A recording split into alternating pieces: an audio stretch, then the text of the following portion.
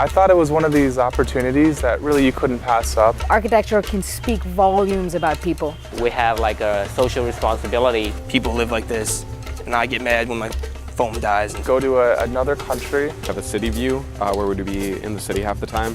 Then we'd have the remote village country view. Get to know the people who I'm designing for. Can make people's life better. Really see how the culture and community act within their architecture. It's overwhelming sometimes because you want to do so much, you want to help everyone, but like you need a plan to start doing it. They look at architecture and the power it has just as we do.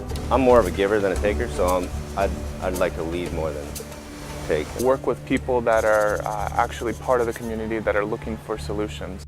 The purpose of this studio is Understanding the cultural dimensions of the physical environment. Better understanding of oneself, right? I mean, you certainly understand the situation here in Haiti, but then all of a sudden there's some awareness about my life, my ability. meeting and interacting with average people who will be using these spaces, will be making their livelihood through these spaces. Where listening becomes really an act of compassion and love.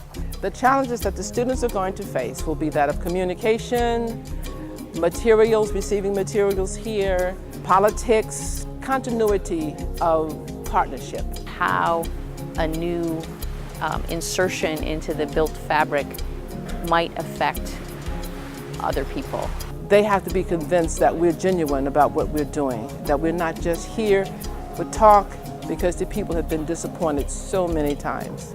Relieving oneself of judgment of what's being said becomes a true act of love as we engage with the Haitian population in working on this project.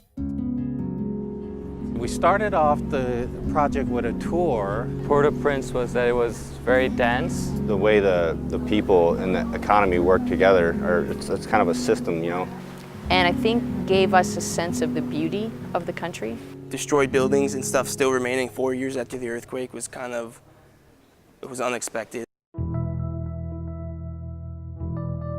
And hopefully after the studio, maybe some of the things we work on in design can actually be built and help out this community. When we visited GOC, we had a chance to talk to Haitian students, and they were passionate about what they're doing. They really loved design. They're coming all the way, spending an hour and a half on a hot bus to come to school without a fan, without electricity, to learn in the hope that they'll have a better future. It was weird because we're so different, yet like I feel like through architecture we connect a lot. I had a great connection with him. Like the way he thinks of architecture, like he said, like it makes people happy, that's what I want to do it. Like I just want to like make my country happy. And a lot of that was just able to communicate through sketching. And we were able to have a conversation that lasted a while, and I was actually really shocked that that was gonna work out. I could see their hope.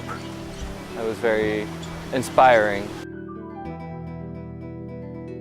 And I see from this trip what can come out of that when you have a group of people in the simulation of a group who all are working towards the same thing.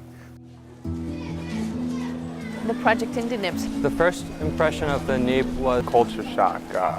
You come from an area that has some sort of affluence, and then you see how people are almost surviving, and it's just different. And they are away from the city. Their opportunities are quite limited, and it takes outsiders coming in with resources to help them to improve their lives. People have kind of popped up and started squatting in different areas. Everything's very slow. There's clearly a difference. Like here it's more rural, like more natural stuff. The houses are, the structure is just barely there. Dark street, no light, and the building is not that tall. And you have like a wooden tiny little houses with the people cooking in the outside. Even going further into the woods, seeing where they get their water, where they wash their clothes, and the problems that they have with getting clean water. At first we didn't understand how they're organized, but as we were taking it slowly and we're walking through the city, we saw that there are certain landmarks that are important to the people and to the organization of the city, and we could slowly, gradually understand that it's not just a chaotic place, but you could see some relation to to how they're organizing their lives. And I think after going to market day yesterday, and after having seen the informal markets in Port-au-Prince, the idea of a market for de-Nippes begins to make also a lot more sense for the students. Going through the fishing village was really beautiful, seeing how it was built up. We saw like a wooden boat sitting in the water with all the trash, all the human waste, you know, all that stuff that you could imagine. When we had the 12 reverends come here and they were all talking about what's needed in their community, I think that was incredibly valuable. They'll learn to stop and listen and understand that those people that we work with in the community have as much to offer them as the students have to offer the people in the community. Students learn techniques for talking to people, for listening. I think now I have a more of an understanding of how the impact of knowing the little person can change your perspective on a lot of different things.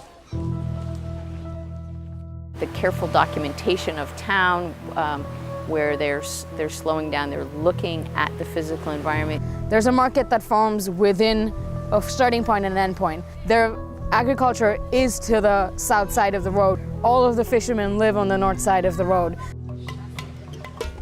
They are the data collection instrument. We were using me as a dimension tool. My dimensions are 8 foot to the top of my hand when I raise my hand, and 6'3" the height and wingspan. They are taking that all in and then figuring out what it means. And that's, again, the mindfulness part. This trip, this group, this project is an answer to prayer and to a dream. Our partner Mom, and what Mom is interested in, which is, you know, this media resource center, has a great deal of potential. And I thought that if I had a satellite system, I could present training for the pastors, training for the teachers by internet.